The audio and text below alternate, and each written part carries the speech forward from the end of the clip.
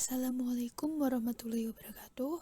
Di sini saya akan mempresentasikan proposal saya dengan judul Pengaruh Current Ratio, Debt to Equity Ratio, Return on Asset, dan Sales Growth terhadap Financial Distress pada perusahaan subsektor transportasi yang terdaftar di Bursa Efek Indonesia periode 2017 sampai 2020 yang disusun oleh Hoirunisa Aprianti NIM 201912056 dengan dosen pembimbing 1.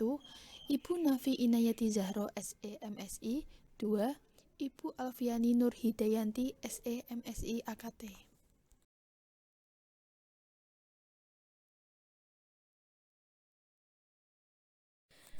Latar belakang dalam penelitian saya ini adalah kemajuan dalam bidang teknologi dan tingginya permintaan jasa transportasi merupakan peluang besar bagi perusahaan transportasi. Akan tetapi, kondisi transportasi di Indonesia saat ini mengalami penurunan dalam perkembangan dan pembangunannya dikarenakan adanya pandemi COVID-19 yang berimbas pada penurunan kinerja perusahaan. Selama pandemi COVID-19, pemerintah menerapkan peraturan PSBB.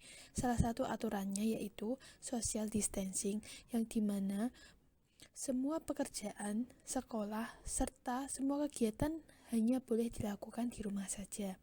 Dengan adanya peraturan tersebut, terdapat beberapa kendala dalam penurunan laba yang dialami oleh perusahaan transportasi yang menyebabkan kegagalan dalam mempertahankan kelangsungan usahanya. Financial distress ialah fenomena yang dimana perusahaan sedang tidak mampu membayar hutangnya. Hal tersebut menyebabkan terjadinya kebangkrutan. Sehingga dalam penelitian ini bertujuan untuk memprediksi dampak yang berhubungan dengan financial distress supaya perusahaan tidak mengalami kebangkrutan.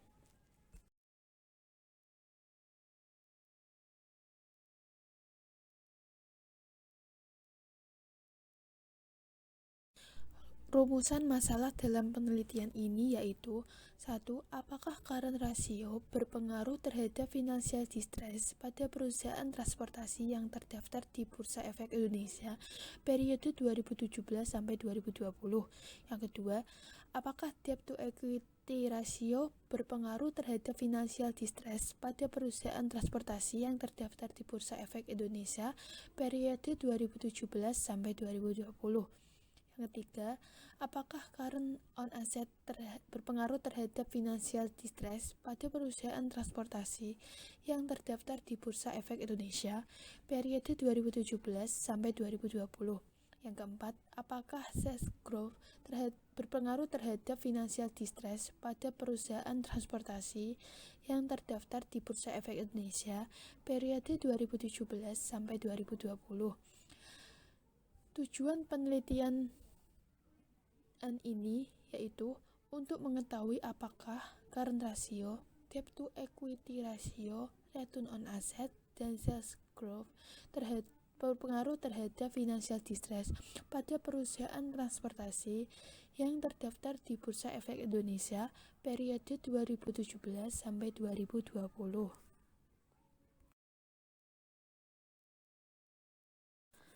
Manfaat dalam penelitian ini yang pertama bagi pembaca yaitu memberikan wawasan dan pengetahuan dalam pengembangan ilmu akuntansi keuangan terkait financial distress perusahaan.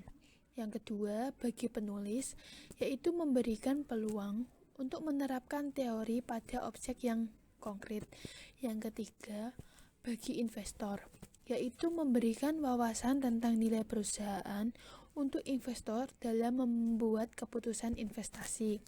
Yang keempat, bagi penelitian selanjutnya, yaitu memberikan wawasan kemajuan akademik dan sebagai acuan untuk penelitian selanjutnya.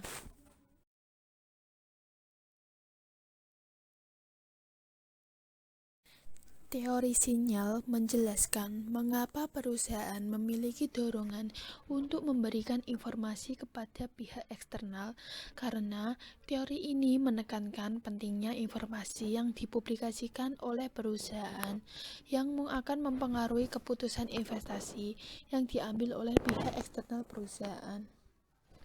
Informasi dianggap sebagai faktor yang sangat penting bagi para investor dan pelaku bisnis lainnya, karena informasi pada dasarnya yaitu catatan informasi serta gambaran umum dari perusahaan mengenai situasi masa lalu, sekarang maupun yang akan datang.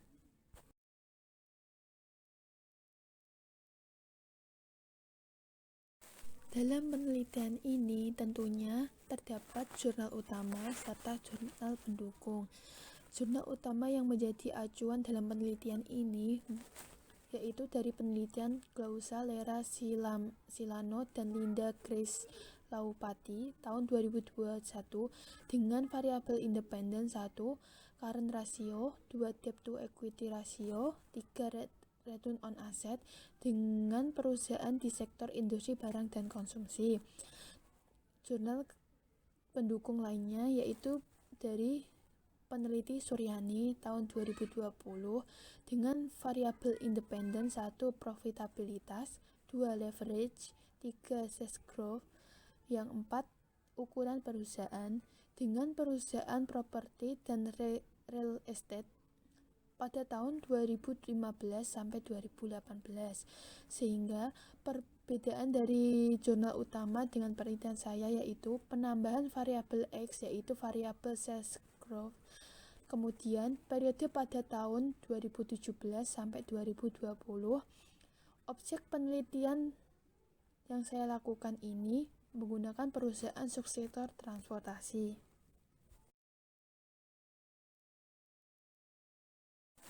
Kerangka pemikiran dalam penelitian saya sebagai berikut, dengan perumusan hipotesis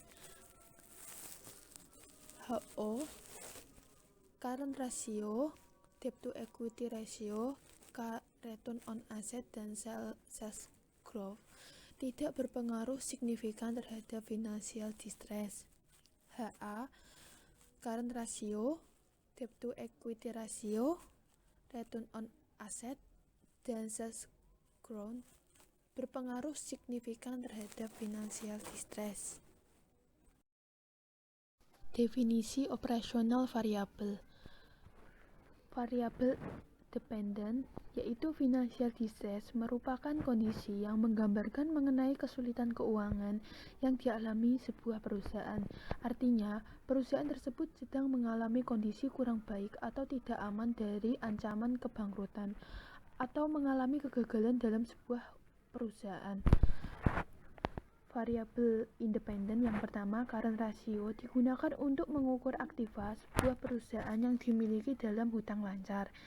Yang kedua, debt to equity ratio digunakan untuk mengukur kemampuan perusahaan dalam melunasi kewajiban atau hutangnya. Yang ketiga, return on asset digunakan untuk mengukur kemampuan dalam menghasilkan laba perusahaan dari penggunaan seluruh aset yang dimiliki. Yang keempat, sales growth adalah rasio yang menggambarkan kemampuan sebuah perusahaan dalam meningkatkan penjualan.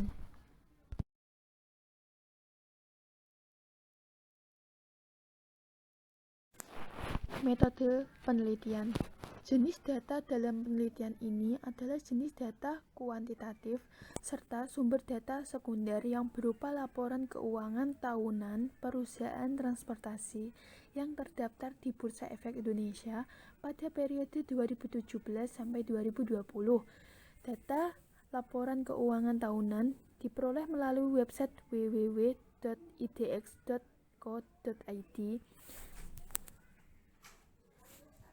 Populasi dalam penelitian ini adalah perusahaan transportasi yang terdaftar di Bursa Efek Indonesia pada periode 2017 sampai 2020. Untuk sampel penelitian ini adalah menggunakan teknik purposive sampling dengan kriteria yang ditentukan oleh peneliti. Dalam pengumpulan data penelitian ini adalah menggunakan metode dokumentasi. Analisis data yang digunakan dalam penelitian ini adalah analisis deskriptif, uji asumsi klasik, analisis linier berganda, serta uji hipotesis.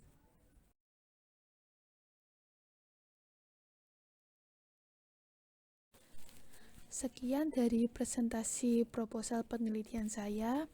Semoga bermanfaat. Wassalamualaikum warahmatullahi wabarakatuh.